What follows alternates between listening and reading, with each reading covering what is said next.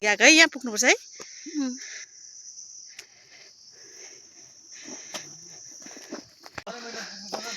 त्यति थाहेको छैन ओ आयो फोटो खिच्नुपर्छ यहाँ। अब यहाँदेखि चाहिँ तेर्सो यता जान्छ अर्को बाटो यता थाल्यो मल खोज्नुलाई रेडी टिप्नु थाल्यो। खै देखाउ त खवाले चाहिँ मल खोज्नु थाल्यो। क्या दामी मल हो। आइपुग्यो। गाउने इन भयो अब चाहिँ माथि स्यास्या भयो नि है। स्यास्या भयो पकाइ तुला पुरा रहेछ यहाँनिर खानेहरू।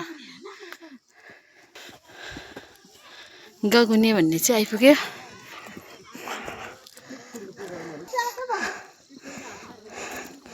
थाक्यो दादा त थाकियो पुरा गल्यो होइन। के पाक्दैछ खै हेरौँ भाइ बहिनीको डिस। ओ म पनि यहीँ बस्छु ल। मटन खानु हेलो हो। यहाँनिर पनि पाक्दो रहेछ चिकन। यो चाहिँ के हो? कति रमाइलो भएछ हो हाम्रो गाउँ त है। यहाँ मेरो गाउँको बहिनीहरू सबै घर बनिँदो रहेछ है।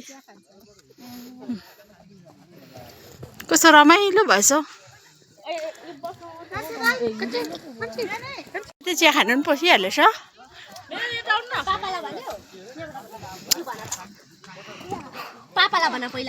थाके नि हामी चाहिँ आइपुग्नु आँटे तल।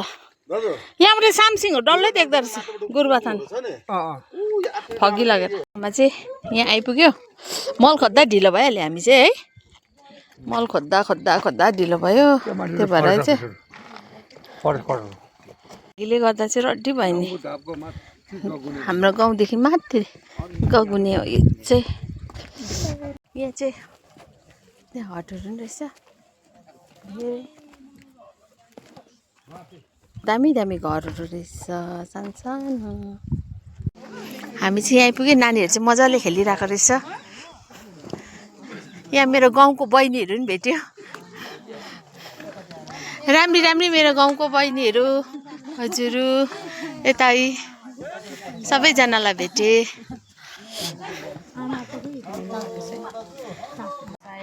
आमालाई हिजो नमस्ते।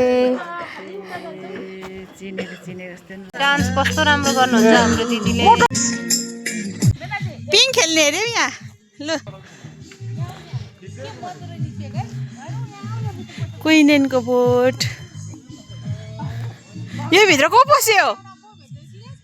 यहाँ चाहिँ एक्सनको पिङ भइरहेको छ खेलाइ। यस्तो छ हेर्नुहोस् न। यस्तो उहाँले यसो बसेर चाहिँ मजाले खेल्नुहुन्छ।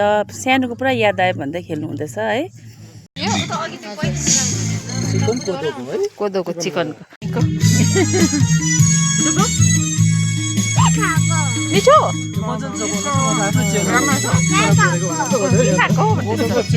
हाम्रो यहाँको मालकिन है मेरो दिदी भाउजू भन्नु कि दिदी भन्नु कि हजुर है हजुर। यहाँनिर कोदोको स्पेसल मोमो हुँदैछ यहाँनिर कुक भाइ। यहाँनिर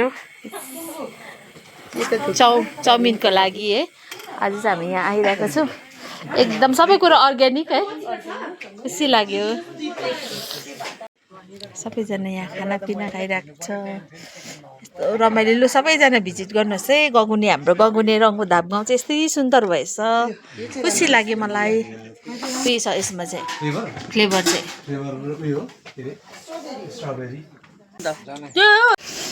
यहाँ चाहिँ दाजुको होमस्टेमा चाहिँ एकदम प्लान्टहरू रुमहरू चाहिँ यस्तो रहेछ है। मजाले यहाँनिर है बस्ने जग्गा एउटा रुम टोइलेट बाथरुम यस्तो रहेछ। सबैजना चाहिँ यहाँनिर बसेर मोमोको इन्तजारमा छ। यहाँ चाहिँ दाजुहरूको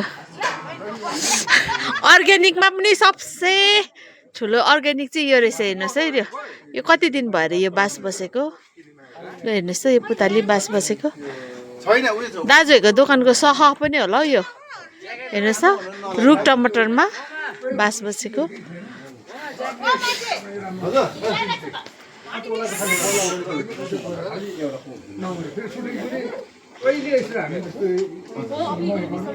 कि यहाँबाट चाहिँ सुन्दर दृश्य चाहिँ के हो भने सनसेटको दृश्य चाहिँ यति दामी देख्दो रहेछ टिस्टा जलढका डल्लै देख्दो रहेछ यहाँबाट तर आज फगीको कारणले गर्दाखेरि हामीले